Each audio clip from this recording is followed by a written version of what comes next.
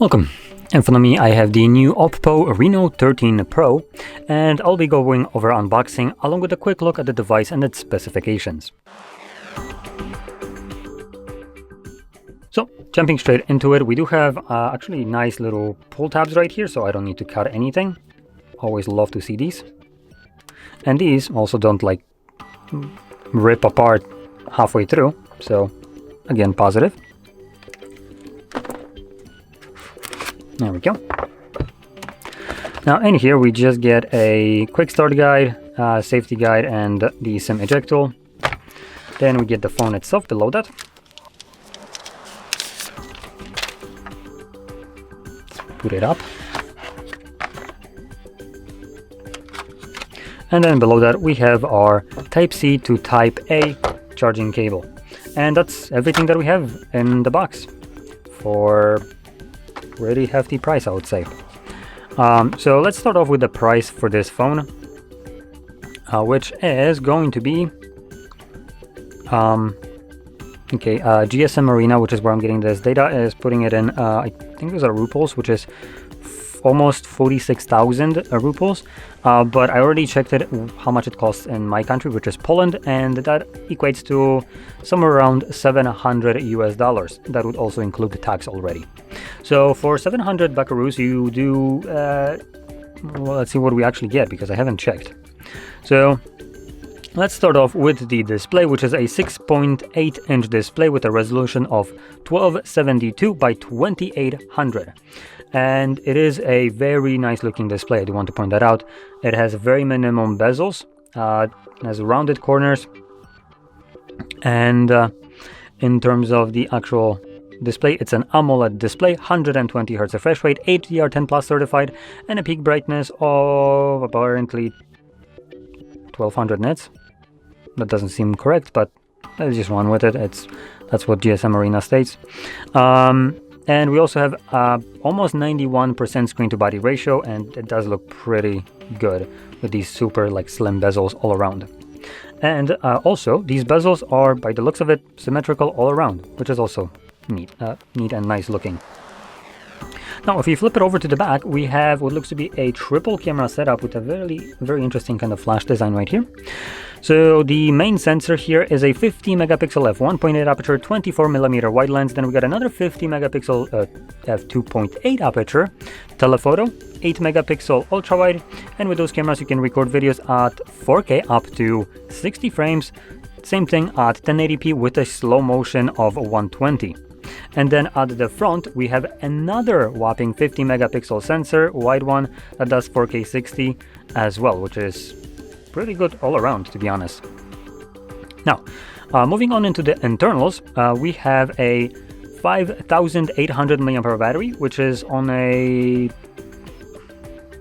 bigger side than what you might be used to with phones this size, but in general, I probably would have been already expecting about 6K in here, considering it is most certainly, without even needing to check, using the new silicone-based battery. So they are a bit more dense. They can pack more charge in a same kind of size.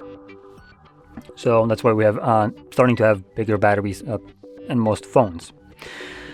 Now, continuing on, we also have a 256 gigabytes of built-in storage and 12 gigabytes of RAM. That is the base entry, and you can spec it up to whopping 1 terabyte and 16 gigs of RAM, and all that being a UFS 3.1 storage type. So that will be helpful for read and write speeds when it comes down to using the 4K, for instance, cameras for recording or playing back. Now, continuing on with the internals, we also have a Dimensity 8350 processor powering this device. And honestly, for $700 US, I would have expected to have something like a Snapdragon right here, to be completely honest, as the device itself isn't really standing out super well outside of the crowd here, so I would have expected to have something that actually puts the cost into it, which usually Snapdragons, I believe, as a processor are a bit more expensive, just because. But here we have a Dimensity, which I think historically has been the cheaper option for manufacturers to include. So yeah, I don't want to kind of take away from this. The Dimensity processors, anything like 8000 is already stupid fast. So I don't really have much of a problem with this processor in general. I just feel like I don't know, something about the discrepancy in price between other manufacturers and their offerings of something that is just a little bit below makes these devices in general feel overpriced. And additionally, $700 is roughly what I paid for my S25 Samsung, which if I'm gonna pick a Samsung over OPPO, I mean, it's pretty obvious which one I would probably choose at very similar prices. So, like I said, the competition here, the pricing of this is just kind of, I would say, too high for what they're offering. The offering itself, if we remove other things, I would say it's fair.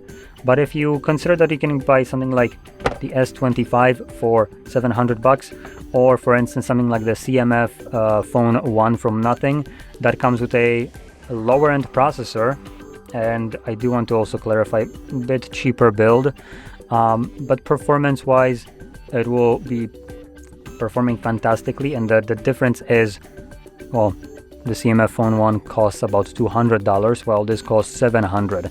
So there's a massive discrepancy in terms of price to performance, and this just seems, when compared to other options, a little bit too expensive, especially when you can buy something like I said, Samsung for basically the same price. So that's kind of where I'm getting the kind of overview of the price and why I consider it to just be a little bit too high. Now, chances are later on this phone will probably fall in value, so if you're not buying it right at the release, you will be most certainly getting a much better deal with a lower price, as I can bet stores will lower prices on these devices just so they can sell them, and from there you can obviously pick up a decent device for more reasonable price, I would say. But with that being said, hopefully you found this very helpful, and if you did, don't forget to hit like, subscribe, and thanks for watching.